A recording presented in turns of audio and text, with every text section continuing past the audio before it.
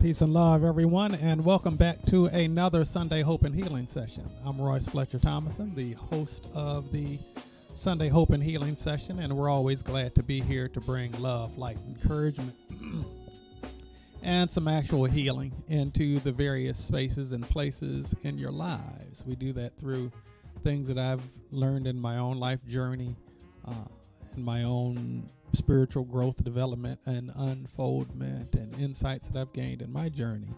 I believe that we're blessed to be a blessing, and I appreciate the opportunity to share things that have made a difference in my life with you, that they might also be able to be of benefit to you if you find something useful in it for yourselves. And we also utilize a methodology of healing.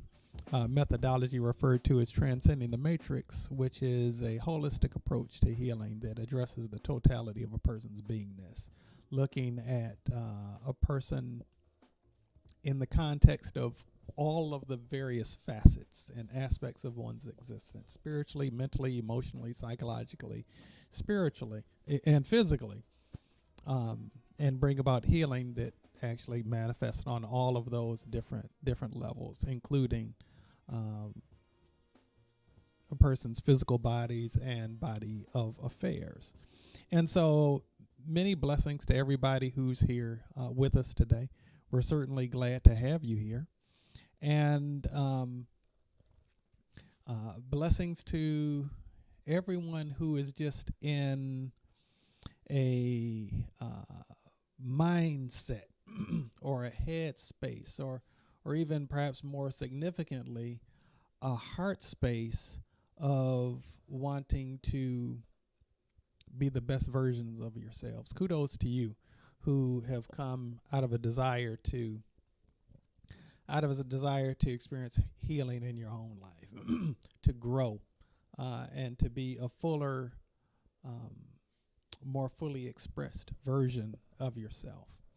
And so I was blessed to speak at, a Transforming Love community earlier today, this morning, and I have been in this chair since, I've been in this chair for 3 hours and some change. Also, if you see me kind of moving around in my seat, it's because I'm really wanting to move around. But our topic for today,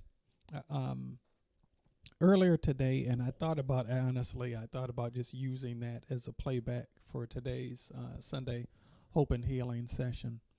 But I ended up deciding to go into a different yet related direction. And so our theme for today is actually resolving the discord and creating harmony between men and women, with a focus on hope and healing in relationships. All right, with the focus of hope and healing in relationships. And so we're going to actually kind of dig into some things. This is certainly a topic that I'm very passionate about. I believe that that we're all called to be whole. Greetings, Curly Conscious King. Good to see you again. I ended up noticing that you left a comment at TLC earlier, so I want to acknowledge. I see that you mentioned that, and so you get a double dose without having to hear the same thing that you heard earlier. Although I do totally believe, as my late grandfather John A. Hall would say, with all the gusto in my being, that there was definitely a lot that was shared worth hearing earlier today. But I feel guided to go a bit of a different direction in a related way to what we were dealing with earlier. And so twice this month I spoke on the topic of learning to be fully expressed in the absence of safe spaces, learning to be fully authentic and completely authentic and fully expressed in the absence of safe spaces and acceptable places to do so. And that is a very real thing that people experience. And so we end up going through life experiencing people as they are presenting themselves. And frequently, what we experience in terms of people presenting themselves is something other than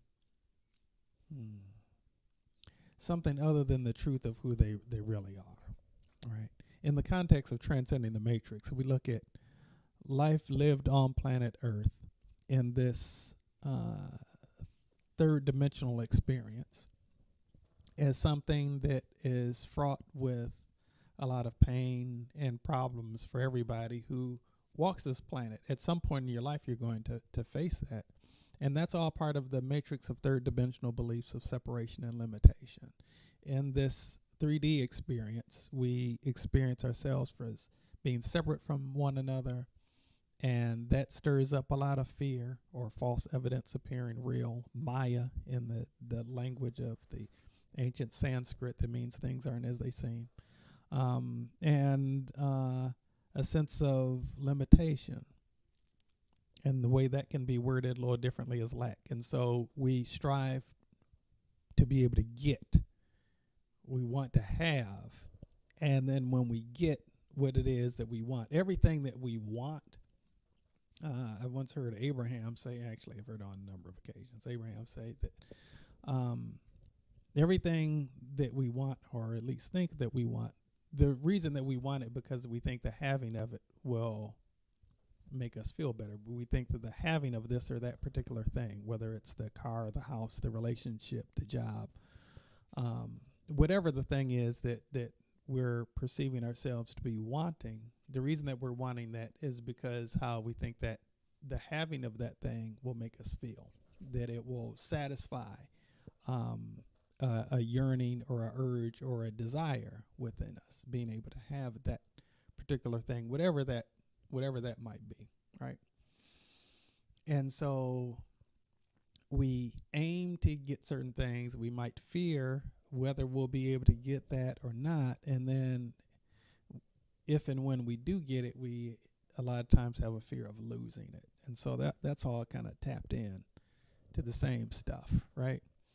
And so in this context, how we relate to each other is very, very, very, very significant, because how we relate to each other is a function of us viewing ourselves and one another and all of life through the lens of this matrix of illusion that is really operating in the vibe of fear, of that false evidence appearing real. And then we have these fears where we block ourselves off and so forth from feeling connected and one with one another. And then if we are in situations where we're interacting in relationship with other people, and this could be romantic relationships, but it's not limited by any means to romantic relationships, where we might allow ourselves to be vulnerable, and in the midst of that vulnerability, it feels scary because we let somebody in. We let somebody into our inner sanctum, if you will.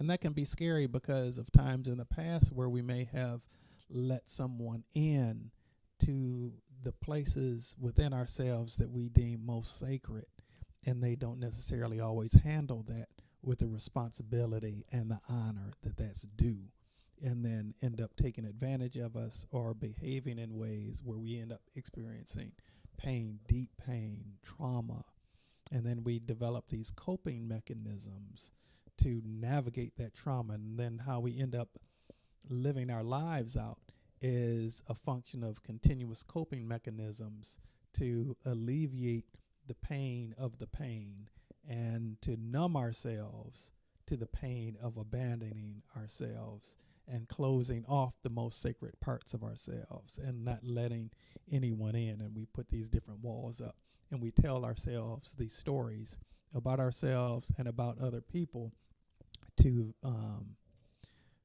kind of justify and rationalize our closing ourselves down. And then the way that closing ourselves down manifests in is how we end up relating to other people, to the degree to which we allow ourselves to be truly present with others. And to the degree that we allow ourselves to be truly present to others is an indication of how we're really allowing ourselves to be truly present with ourselves. And so every relationship that we experience with every other soul that you encounter is an outpicturing of your relationship with yourself. Said in another way, equally true, is that every relationship that you have with every other person, or how you interact with other people, how you express yourself relative to your interactions with other people, is also an expression of an outpicturing of how you choose to show up in your relationship with God. Okay. Now I know that that's a bit of a strong statement, but I believe it's a very true statement as well. And so this morning, and I know that there are people from different religious backgrounds and such that do the Transcending the Matrix training. Been blessed to work with people from all type of different religious backgrounds. Virtually every world religion has been a recipient of Transcending the Matrix healing, as well as a student even training in this methodology I refer to as Transcending the Matrix. I am one who's able to value the different perspectives. My own religious background is in the context of having a relationship with Jesus. Okay, and that's the place that I come from. And so in that context, part of my background is also the Bible. And whether you consider yourself a Christian or not, there's a lot of truth that can be found in the Bible. And whether you consider yourself a Christian or not, there can be a lot of mistruth in how you interpret what's in the Bible. Okay. And so I've been on this journey to not throw out the baby with the bathwater. I'm not going to go too further into that, but in the first book of the Bible, which is the book of Genesis, it lays out like a story of creation. A lot of people interpret this in a way that doesn't necessarily make sense to them based on what was explained to them from somebody else, or just a casual reading of it without reading it from a really much deeper perspective. And so the story, the Bible opens up in the first couple verses, or first couple chapters of the Bible open up talking about the story of creation, about how the earth and all of this stuff came into being, including you and I and all of the creatures that we see on earth, the clouds and the trees and the plants and the animals and humans. Okay. And after all of these things, in the way that it's told is like, this was created this day, and then this was created on this day, and this was created on this day. And you can look at that in a literal context or not, or you can understand it in a deeper sense. But the way that it's laid out is like when humans arrived, the things that humans needed to be able to survive and thrive were already here, right? Humans came after the animals came. The animals came after the plants came. The plants came after the water and the sun and the things that they needed to survive came, right? And so it's all been intelligently, and I would say brilliantly, laid out. And in the context is this presented as like there being this garden. And the Curly Conscious King, I know you were there earlier. I promise you this is not a replay of earlier today. I'm just kind of setting a framework, setting the stage for what it is that we're going to be dealing with today, in terms of resolving the discord and creating harmony between men and women, because there is there is a lot of discord.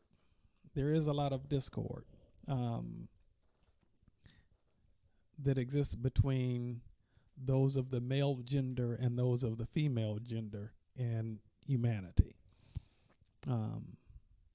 The way that we think is very different. The way that we see the world is very different, and we a lot of times have this expectation that others are like us, because in this mindset of separation, and which comes from that, this idea also of different means deficient, we think that those who aren't like us, there's something wrong with them.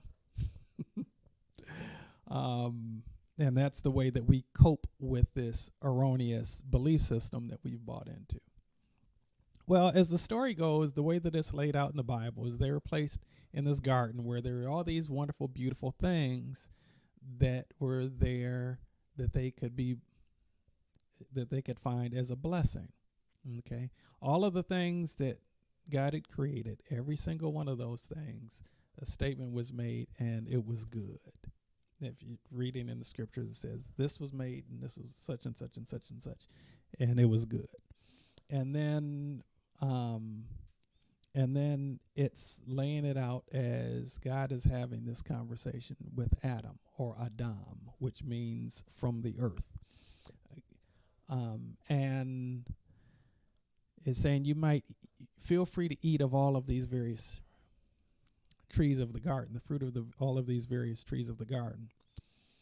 But of the tree of the knowledge of good and evil, don't eat of that, because that will end up causing you some serious problems, including death, right? And so a lot of times people think of this forbidden fruit as an apple. That was an artistic thing that some human came up with. The word apple is never mentioned anywhere in the Bible. It's never mentioned. The word apple does not exist in the Bible.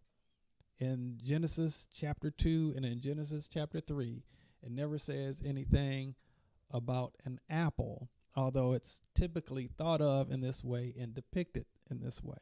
The reason that it's presented as an apple was because that was somebody's artistic interpretation of it, and they were thinking of the fruit of the knowledge of the fruit of a tree as being a physical fruit on a physical tree.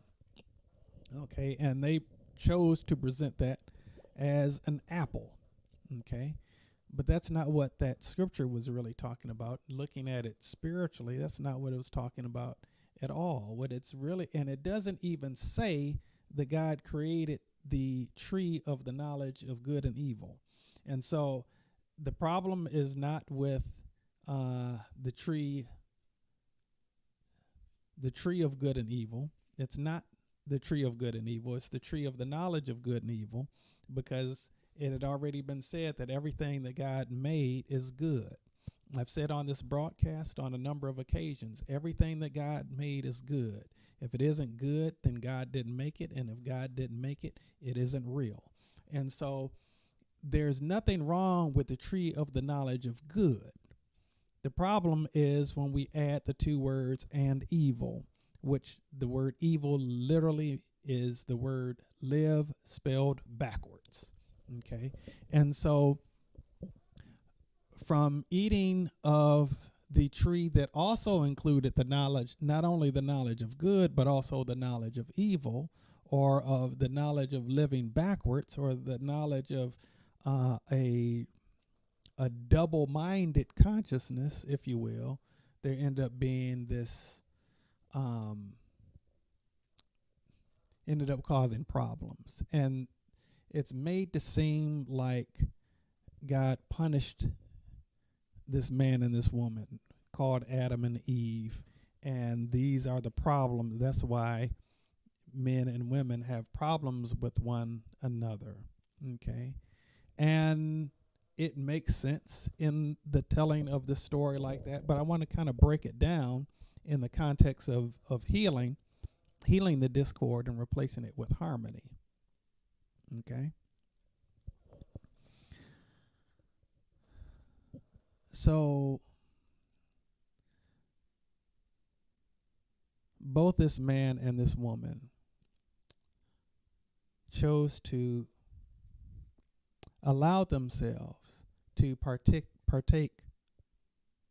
of a different type of fruit than that which was nourishing. Okay. By the way, them in the story, it says they ate of this fruit. They ended up feeling guilty about it. They covered themselves in fig leaves and they hid. They covered themselves from one another and they hid from God. And it was said that because you did this, because you ate of this tree, the fruit of this tree, that means that you're going to be cut off from the tree of life. That you're going to be cut off from the tree of life. Now, the interesting thing is that the book of Genesis is not the only place that the tree of life is mentioned. The tree of life is also mentioned in the Bible in the book of Proverbs. And in that context, the tree of life is referred to as wisdom. It says that wisdom is a tree of life. And so they were not operating in wisdom by falling into an erred belief system that there was something going on that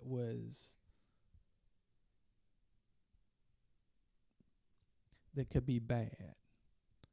If God created it, everything that God created is good. If God didn't make it, if it isn't good, then God didn't make it. And if God didn't make it, it isn't real. Okay. And so we have a lot of times where we're buying into the false evidence of that which appears real, but it's not actually real. And that's what the matrix really is, what I refer to as the matrix. That's what it really is. These series of intricate,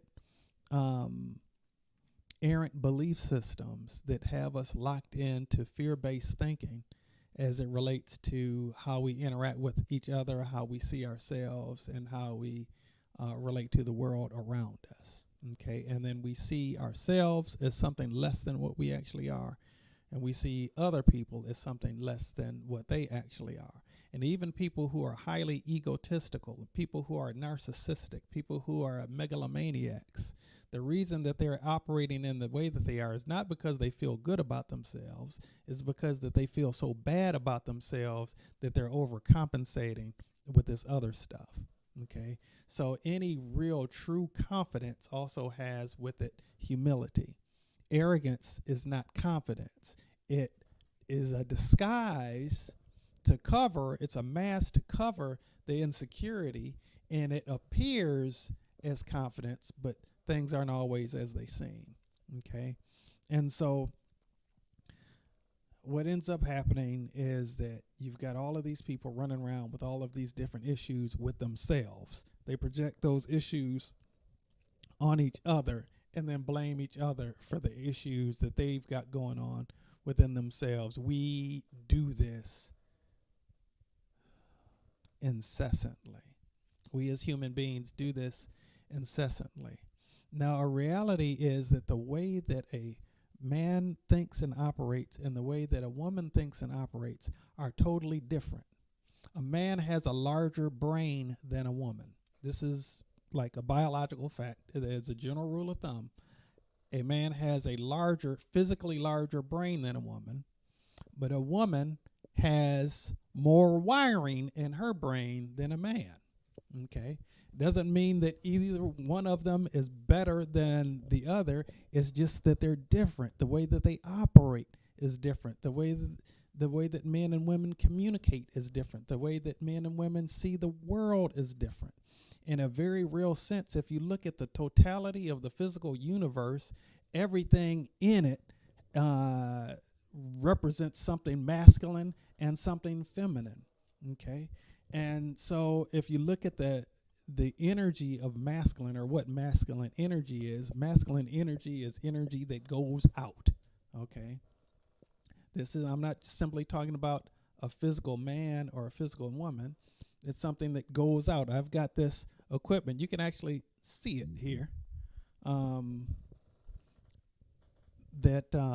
running the sound through, and it has connections in the back that connect the equipment. It connects to speakers, and even the connections is referred to as having a male end. That's the part that goes out and goes into something else, and the part that receives the part that goes out and takes it into itself is referred to as the female side. Okay, the masculine end of a cord, the feminine end of a cord, or the masculine end of a cord, the feminine end of the input, or whatever the case might be, right? And so I'm talking more than I wanted to be talking without saying all of the things I wanted to say yet. It's a given that there are a lot of issues that exist between men and women. There are a lot of issues that exist between men and women because we see this difference and we perceive that the other must in some way be deficient. Some of us even have bought into this in a way where we've reversed it on ourselves, and we see ourselves as deficient because we see someone else as superior in some way, right? And so what ends up happening is that males and females end up getting into all of these power struggles. Males and females get into all of these power struggles with one another, and it ends up manifesting in a myriad of different ways. When you look at the community, and the dissolution of the family and the way that the family unit has been broken down, it is merely an example of that. When you look at society and you see inequities between men and women, it's merely a manifestation of that. At different points in human history, there have been the roles have switched in the context, not the role so much, but who's in power, who's elevated has switched from time to time. There was a point when I was in seminary where I came across and read a book called When God Was a Woman, right? Because we typically think of God as a man, or God in the masculine sense. So when in reality, God is the source of all that is. Okay, is neither a man or a woman. Okay, and so in this context, what ends up happening is that people, whoever's in the seat of power, if you will, they're trying to do everything to stay in the seat of power.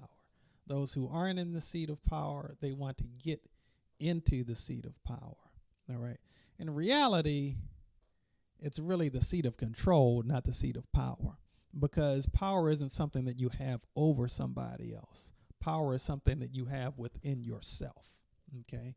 And so a lot of times the way that it unfolds as human beings living on earth, we frequently go for the cheapened down knockoff version of something rather than the divine design according to which God had in mind for a thing. Okay. And so we take things as beautiful as sex, and then we reduce that to pornography and using people and transactional relationships of an intimate nature. Okay, we take things as beautiful as the innocence of a child, which invokes love, just naturally invokes love and affection, and then that ends up being dwindled down to somebody that you can control, making them do what it is that you want them to do because you can in some way. Or even on the extreme end, pedophilia, right? We've got all of these things that God created that were beautiful that end up being settled for a much lesser version of that thing, which is not in alignment with the divine design according to which God set things in motion. Okay? And so there's so many things and so many ways in which this shows up. And there is a reason that men and women were created differently. There's a reason that men and women were created differently. We each have something that shows up differently from the other to actually bring what can be an opportunity for a wonderful celebration, but which we typically or frequently utilize as a grounds for contention. Okay. And so historically, males have been in positions of control. I'll put it that way. Males have been in positions of control and authority and have not handled that well, to say the least, in a lot of ways, and have in many situations where women have been instead of protected, have been taken advantage of. You know, I mentioned the Bible earlier, and like in the Bible, in Genesis, you know, it talks about how human beings were given dominion over the earth. And we interpret that as being able to do whatever the heck we want to do, and that's not what it is. It's actually, it's not having a hand over something in terms of having control over it. It's having, if anything, having a hand over something in terms of covering it and protecting it, stewarding it well. Okay? And such is, I believe, part of the responsibility that men have to women is of protection, if anything, right? Whereas it's frequently used in the context of dominance. All right. Now, because the way that God divinely designed things, anything that is out of balance, according to the divine law by which God designed things, those things which are out of balance must be brought back into balance.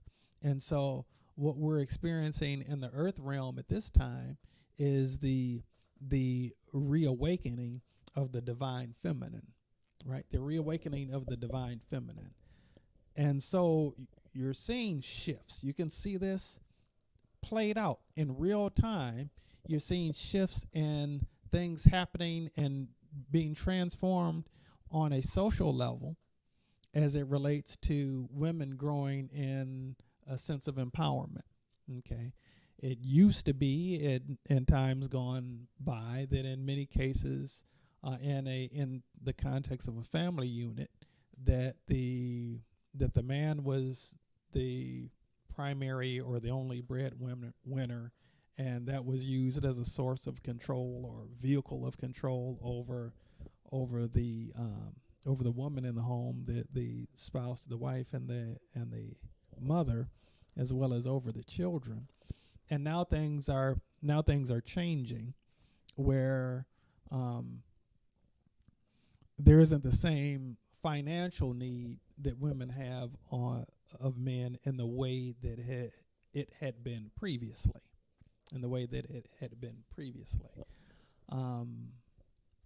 Which it's been good that there's been a sense of empowerment in that way. The other thing with that, though, is that now as things are shifting, it's still that old mindset isn't still being lost. And so there still is this thing about a power struggle at work. And so that ends up showing up in how men and women relate to one another. And oh my gosh, I see this happen in so many ways. This happens in so many ways in terms of there being discord that exists between men and women. And as I am an African American man who is particularly attracted to African American women,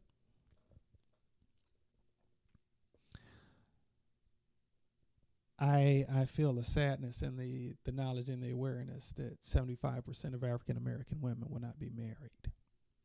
I feel a sense of sadness in seeing so many situations where, and this isn't just true in the African American community, but it most certainly is, of which I'm a part, where there are more and more situations where they're single family, single parent households.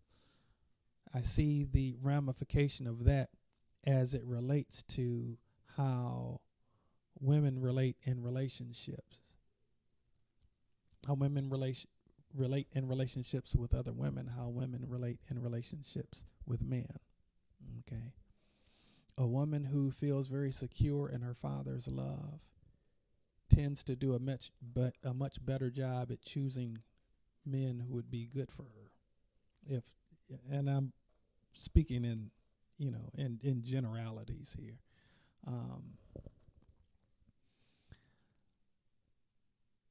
In a similar sense, those who do not have that experience are more likely to not experience the same level of fulfillment in love and in relationships of a romantic or interpersonal nature, okay, or sexual nature even. In a very real sense, boys who are raised without the presence of their father as a good role model, they're more likely to, I'm not saying this is a guarantee or a life sentence or anything. The great majority of people who are in prison grew up in homes where their father wasn't there. Okay. And most men who are highly promiscuous, just using women for their own sexual gratification, did not tend to have the example of a healthy relationship between the man and the woman in the household that they grew up in. Okay. And so, and this, like I said earlier, this isn't just as it relates to romance, but it certainly does show up there. A reality is that we all kind of have an expectation that people think like we think or operate like we operate. And I remember when I was going through an initiation many years ago, I was told once you're initiated into this, everybody's basically going to want you to be the type of brother that they are. If you're a brother that's like this, and this, then they're going to want you to be like this, and this. If you're a brother that does this, and this, they're going to want you to do this, and this. And I actually found that to be quite true, including of myself to a very large extent. As a general rule of thumb, we kind of we don't want to be an island unto ourselves. We weren't designed to be an island unto ourselves. We want to feel some sense of connection. We generally feel a greater sense of connection with those who we find some similarities, is having some similarities to ourselves in a way that unfortunately manifests itself sometimes is that we don't necessarily honor the differences in others. We don't honor the differences in others. As I see in terms of relationships, there's all of this going on now about drip, drip, and drizzle, drizzle. Drip, drip, and drizzle, drizzle. And what those concepts are essentially dealing with is transactional based relationships. Relationships that are based on what I can get, not relationships that are based on what I can give. And that again is a coping mechanism, a trauma response to things that have happened that the wholeness of you has not been able to come out and freely express itself. Okay? And so I see in a lot of cases, and I've certainly seen it up close and personal.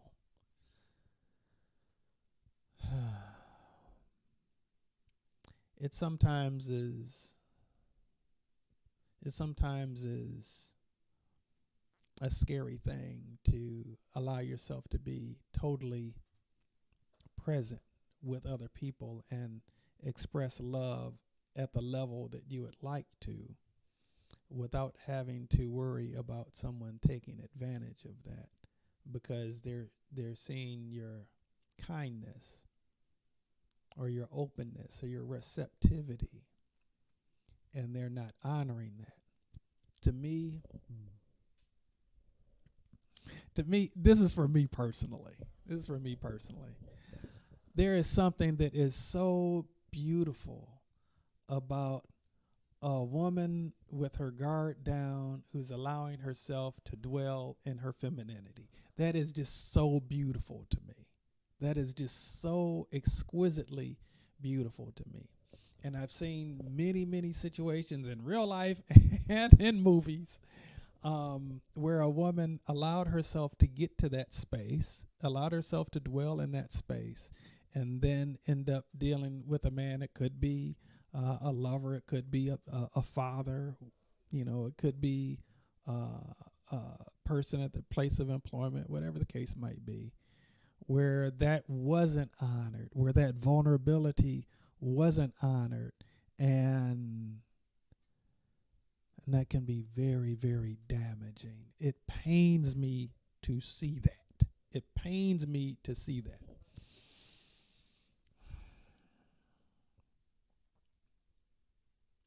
And a result of that has been a coping mechanism within women of women becoming more masculinized.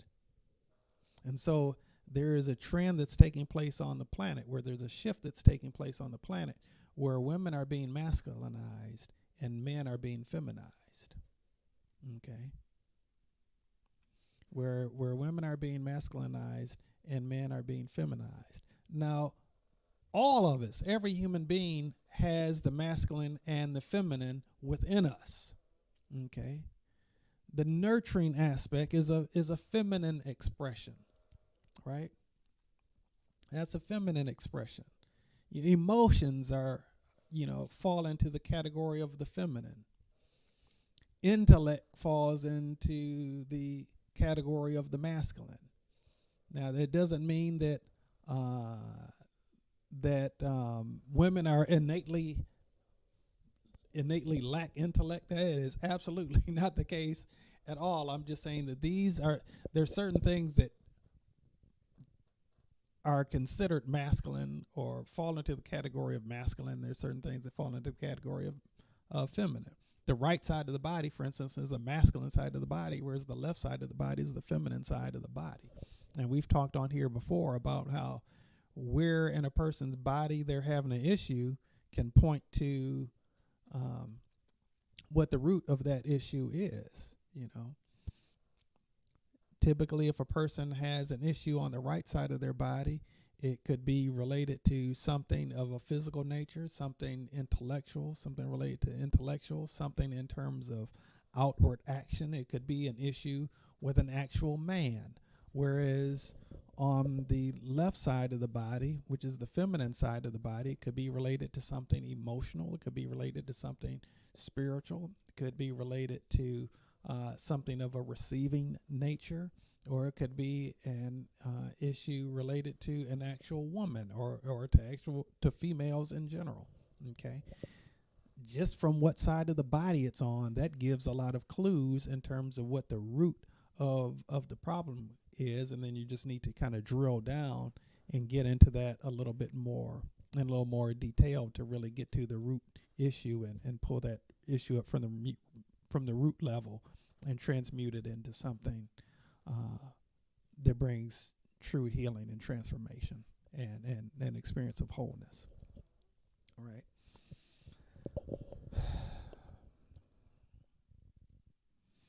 And so I did not plan on talking this long. It's already 1:46 Eastern. I have so much to share on this topic. I think that I'm actually going to I have 2 YouTube pages. I think I'm going to create a third one to focus specifically on relationships, relationship matters. Because this is also something I'm very extremely passionate about. I really want to see us all win. I want to see us all win. And all of life is impacted by the relationships that we have, including the relationships that we don't nurture. It's all impacted in the context of relationships because we're relational beings. Okay, we're not solitary beings, we're relational beings. It doesn't matter if you're an extrovert or an introvert. You were not designed to be a solitary being, though you may have been designed to be an introverted being. There's a whole lot of places I can go with that. I'm not going to right now. What I will say, though, is in so many ways, both men and women, human beings, try to get as much as we can for as little as we can. And sometimes we think that we can't get what it is that we really want. And so we tell ourselves stories that we don't want what it is that we really want, and we settle for what it is that we think that we can have. And then we take a lot of times ego-based approaches that we rationalize to get what it is that we're willing to settle for. And what we're usually willing to settle for is something significantly less than what it is in our souls that we're really yearning for on the deeper level. And we're really just finding ways to cope, dealing with coping mechanisms for the things that we've experienced in the past. And so in the context of that, there's healing that's necessary. All right. There's something in A Course in Miracles I'd like to share with you that talks about this concept of trying to get as much as possible for as little as possible. To me, this seems just so basic. It seems so basic that if I'm looking out for you and you're looking out for me, then we're both covered. I feel like this is a thing that shows up in my relationship with my brother, specifically with my eldest brother. I'm the oldest, but of my siblings, he's the oldest of my siblings.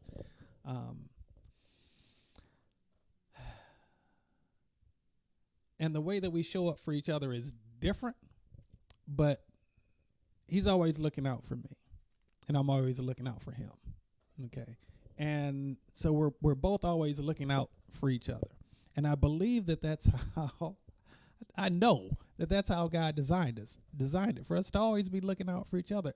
If I'm looking out for you and you're looking out for me, then neither one of us has anything that we need to be afraid of, because we're both covered. We don't need to ever worry about either one of us going without, because I got your back and you got my back.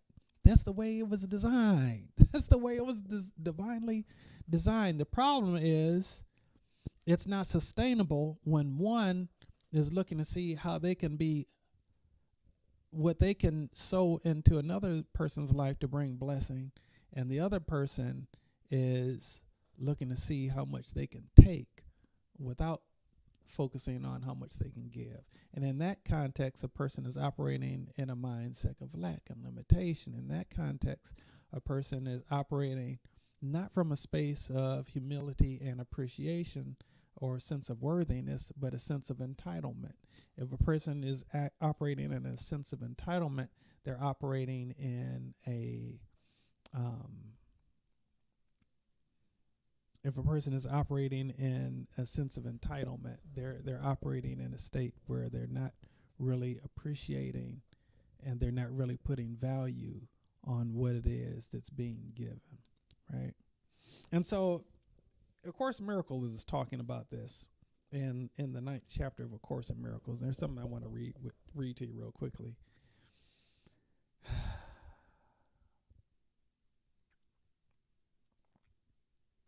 You will not know the trust I have in you unless you extend it. Is this the part where I wanted to?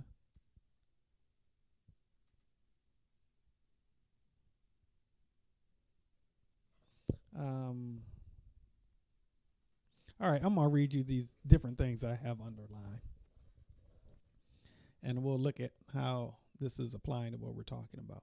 You'll not know the trust I have in you unless you extend it. You will not trust the guidance of the Holy Spirit or believe that it is for you unless you hear it in others. It must be your brother because it is for you. Or it must be for your brother because it is for you. Would God have created a voice for you alone? What this is really kind of speaking to is us being generous, not just being generous in what we give to each other, but being generous in how it is that we perceive one another. Okay. Opening up space within our awareness for the innocence of one another. And then the context that it relates to this is being that way towards our brother. And I'll add, or sister in creation. Do not ask, this is a little further down, do not ask for blessings without blessing them. For only in this way can you learn how blessed you are. By following this way, you are seeking the truth in you. This is not going beyond yourself, but toward yourself. The more free we are in our desire to be a blessing to others and show up as a blessing to others and bring things into the lives of others that will be a blessing to them in terms of the generosity with which we show up in people's lives. And not in the context of letting people take advantage of you, because boundaries do need to be established. But you're looking at, if your focus is on how you can add value to somebody else's life, how you can be a blessing in somebody else's life, even in the context of something that might be a blessing for you, if you're looking at it not simply at how you're going to be blessed to receive this, but you know how good you feel in being a blessing to them and being able to look at it from the perspective of the fulfillment that they will be able to have and being a blessing to you, you're giving them that opportunity. It's a total switch in perspective. It's a tweak, but a transformative switch in perspective. Let me keep reading here. This is a little further down too as well. There's so much here, and I'm not going to be going on for 2-3 hours today. I'm going to be shutting this down in a little bit. If pain is equated with getting,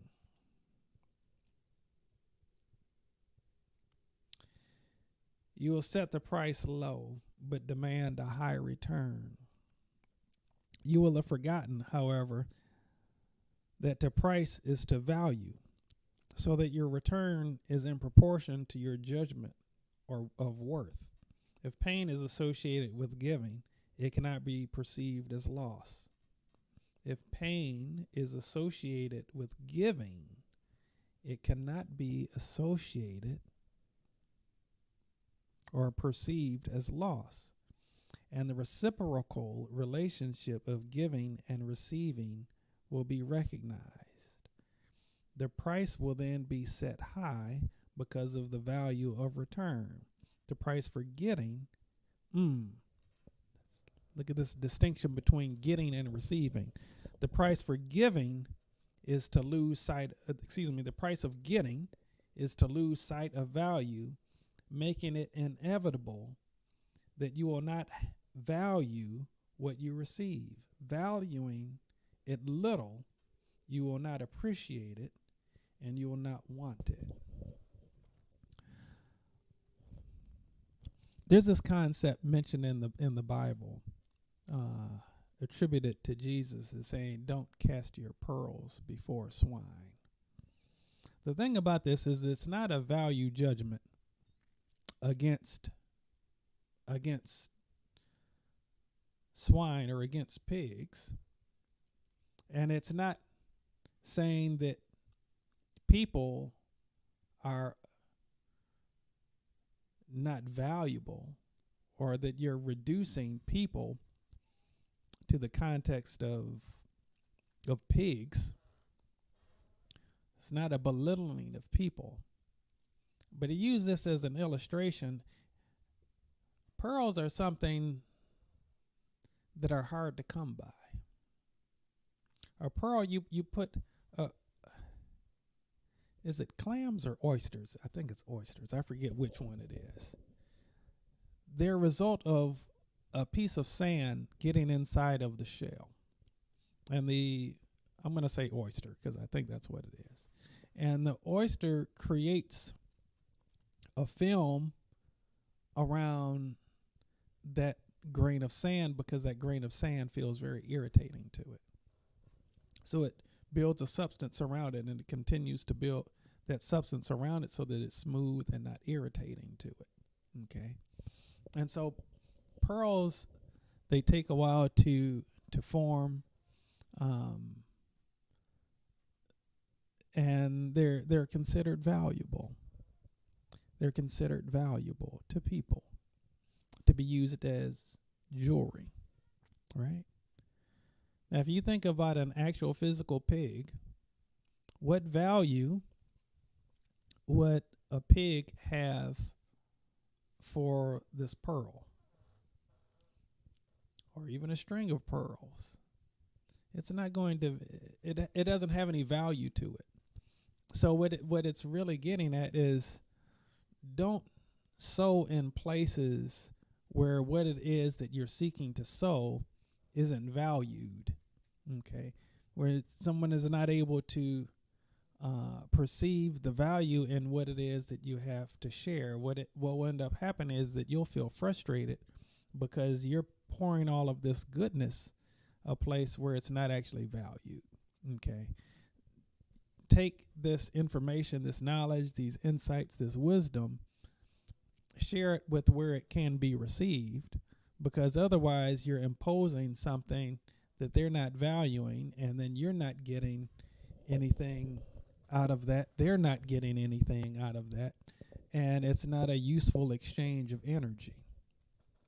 Okay, it doesn't mean that they're a bad person. It doesn't mean that they don't have any value. It's just that they don't value what it is that you are having to offer. Okay. This can show up in relationships in very significant ways too, by the way. All right. And so it's talking about distinguishing this concept of getting from this concept of receiving. Receiving has a certain humility that goes with it. Receiving brings with it a certain sense of appreciation, whereas getting, in this context, the way that it's wording it, it's the thing that's at the root of people getting as much as possible for as little as possible. People in relationships doing the minimum to get by, to get what it is that they want. This is a concept that's a concept that never made sense to me in it just never made sense to me. That just is something that never made sense to me. If you actually love someone, then you're honoring the best that is in them. You're honoring their sacredness. And you can't honor the sacredness in another without honoring your own sacredness. And you can't dishonor the sacredness in another without dishonoring your own sacredness. Okay? And so oftentimes men and women, because we've experienced so much trauma in connection with one another, that we have this guard up. We have this guard that's put up that kind of keeps us at odds with each other. And that manifests in a whole lot of different ways. And then we don't end up having harmony with each other. It's 2:00 now. I'm not going to keep talking too much longer. But next week we are going to follow up with this, doing some more healing. I feel like I just talked. Well, I don't feel like I just talked. I actually did just talk this whole session today. But next week we'll be following up with doing some actual healing, to heal this dynamic of discord that exists between men and women. If you know somebody that's having relationship challenges, share this with them. invite them to come next week. If you know of someone who is having some challenges with their parent of the opposite sex, invite them. Send this to them and invite them, and be a blessing to them.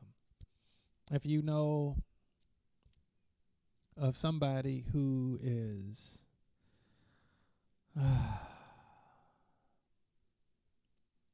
if you know of somebody who is more comfortable, just generally speaking, more comfortable with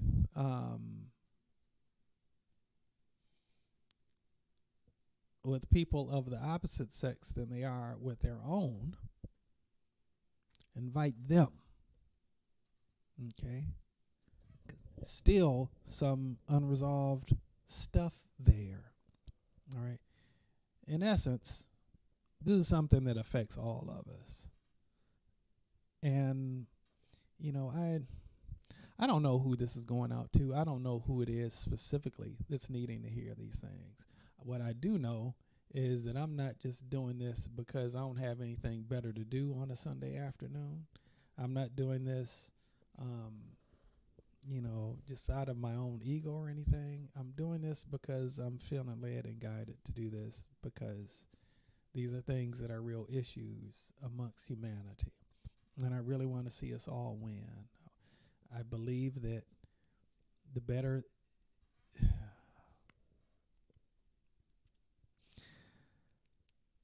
versions of ourselves we are, the more it blesses us all. And the more of us are the best versions of ourselves as possible, the better it is for all of us.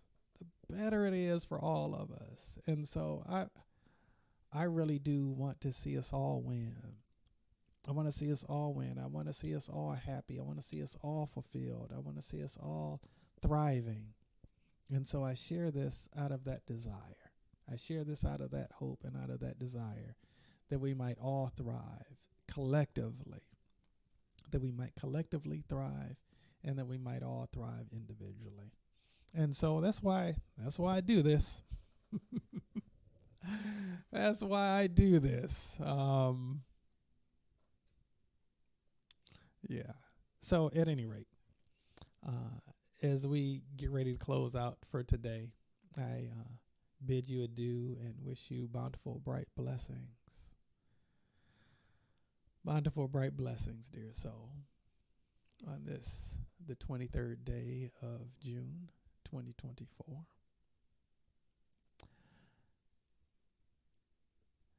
As we endeavor to enter into that sustainable state of supreme satisfaction, I bid you adieu with peace and love. Catch you next time.